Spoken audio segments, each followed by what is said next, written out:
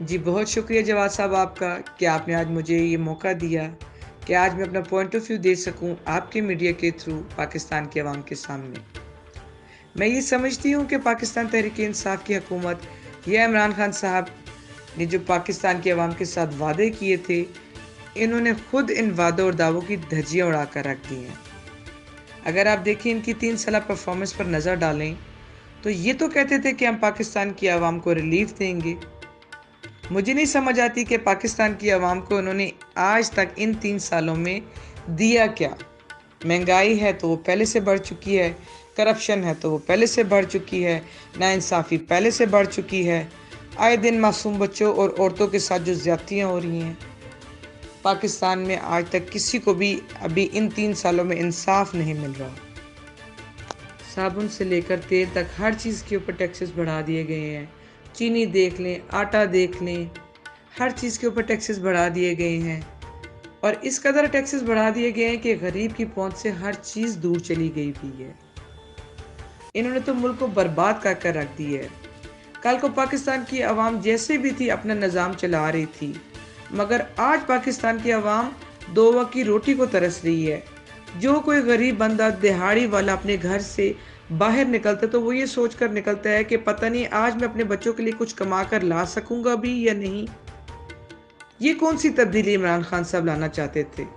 इस तब्दीली ने तो हमारा जीना मुहाल कर दिया है। आज हम अपने बच्चों की फीसें जमा नहीं करा सकते, बिजली के बिल नहीं जमा करा सकते, टेलीफोन के बिल जमा नहीं करा सकते।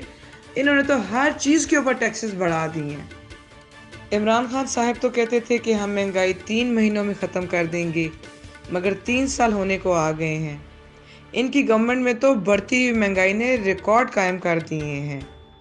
ये तब्दीली लाने की बात करते थे, तो तब्दीली इनकी गवर्नमेंट में सिर्फ ये आई है कि कभी ये एक वज़ीर को तब्दील करके दूसरी वज़ारत दे देते हैं, कभी दूसरे वज़ीर को तब्दील करके तीसरी वज़ारत दे देते हैं।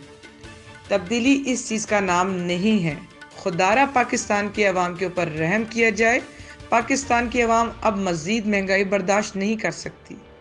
और जहाँ तक कोविड का इशू है, तो ये एक ऐसी आलमी वबा है जिसके साथ हम सब ने मिलकर लड़ना है और एसओपीज़ की कंप्लायंस को शो करना है ताकि हम सब सेफ रह सकें। Thank you so much. अल्लाह हाफिज़। देखिए जवाद साहब, आपने ये सवाल किया है कि पीडीएम में तो खुद इख्तलाफ है, वो कैसे जंग लड़ेंगे इस हुकूमत के ख़िलाफ़। तो मैं यहाँ पर आपके सवाल का बस इतना जवाब देना चाहूँगी कि इख्तलाफ तो एक घर में भी होता है, बहन भाइयों का भी होता है, बच्चों और उनके वालिदैन का भी होता है। तो पीडीएम एक ऐसा प्लेटफॉर्म है, इसमें तकरीबन 11 जमातें जो हैं वो काम कर रही हैं। इनका इत्तेहाद है। हर पार्टी का अपना एक कॉन्सेप्ट है, हर पार्टी का अपना एक अंदाज़ है, सियासत करने का अपनी एक सोच है। लेकिन हम इस सिलेक्टेड हुकूमत के ख़िलाफ़, एक करप्शन ज़दा हुकूमत के ख़िलाफ़ एक प्लेटफॉर्म पर इकट्ठे हुए हैं और हमने सिर्फ अपनी एक ही सोच और नज़रिया रखा है कि किसी भी तरह पाकिस्तान की आवाम को इस सिलेक्टेड हुकूमत से जान छुड़ानी है ताकि आवाम को इस महंगाई के दौर से निजात मिल सके।